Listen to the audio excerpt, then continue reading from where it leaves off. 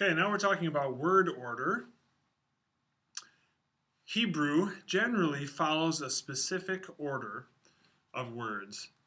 However, generally is somewhat of a loose term in this sense because Hebrew grammar is so flexible, you can have a variety of different kinds of orders of words. So you can have a word that begins with the subject. You can have a sentence that begins with the subject, or the object, or the indirect object, or the verb, or something else. However, when those things happen, the person who's speaking, or the writer of the story, or the prophetic text, or the parable, or whatever, is making a point of intentionally maneuvering the words or manipulating the words to create some kind of meaning.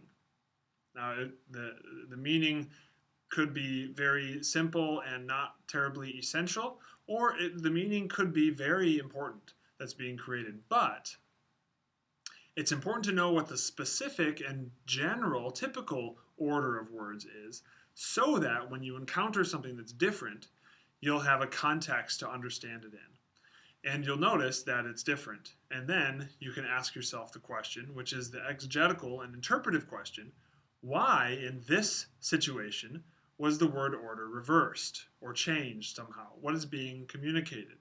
Oftentimes, word order is changed to create emphasis. So the speaker or the teller wants to emphasize a certain word, and so they put it at the beginning. And you don't know necessarily what role that word has in the sentence until maybe the very end of the sentence.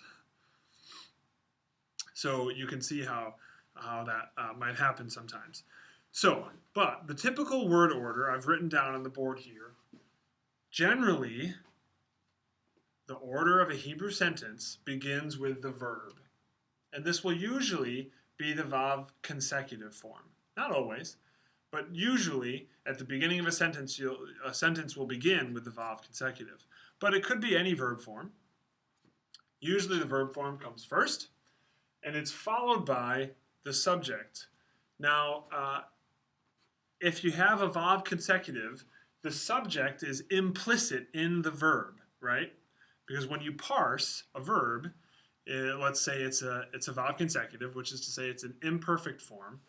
That means it has a prefix. And the prefix tells you person, gender, and number, which is to say it tells you who the subject of the verb is, the one doing the action of the verb. But remember, that's just a contracted pronoun. So that's no more than he or she or they or I. What this subject does is this renders the subject explicit.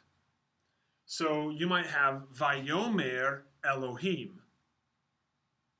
And he said, who said? Who's the he? Elohim, God.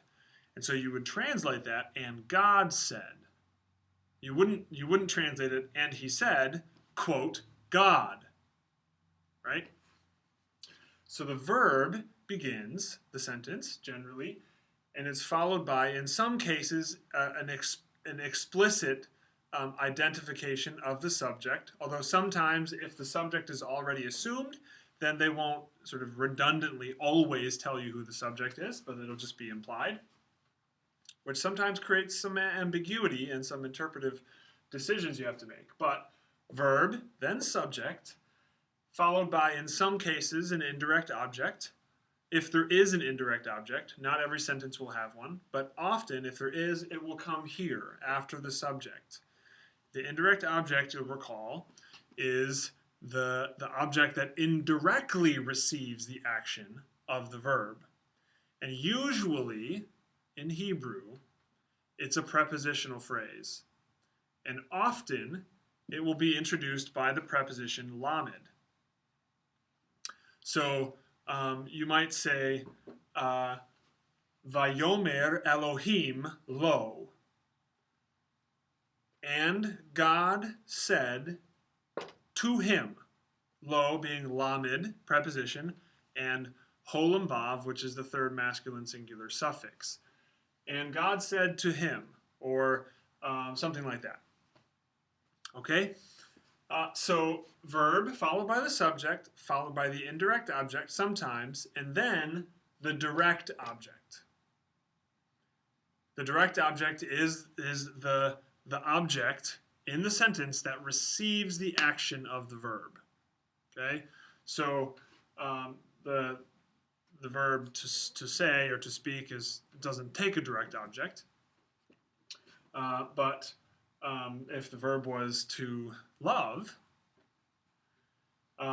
you would say, and God loved him, or her, or them, or Jesus, or Moses, or something, and the person who is receiving the love is the direct object.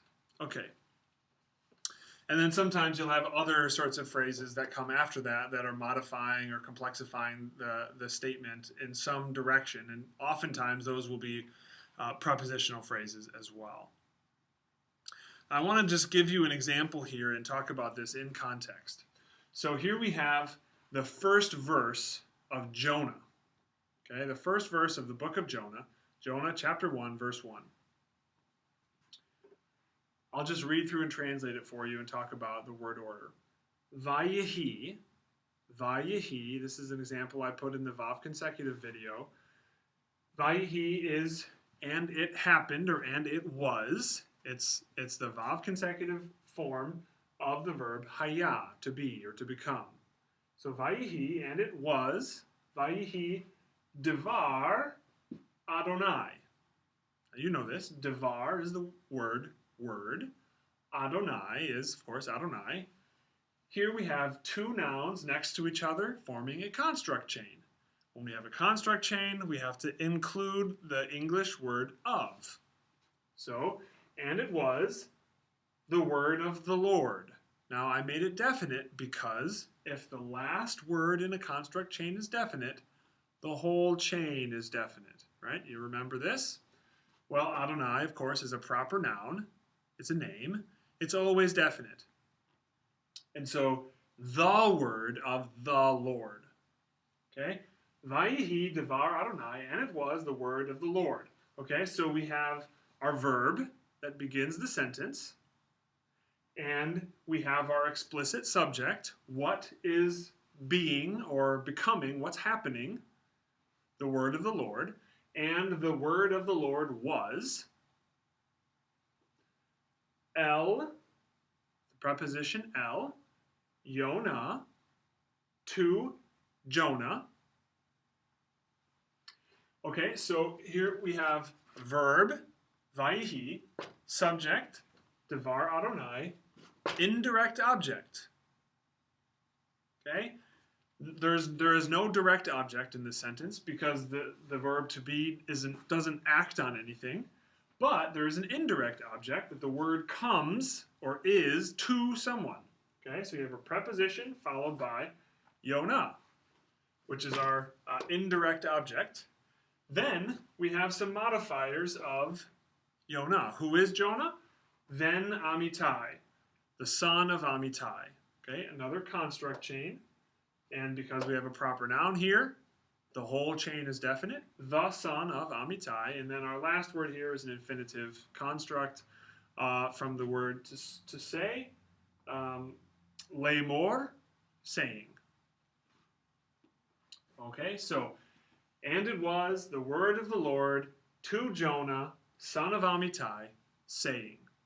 You can see how this helps you understand the order that these things come in. And not every time, not every sentence will you have all five, right? This is just a general order. If you have these components, they usually fall in this order, okay?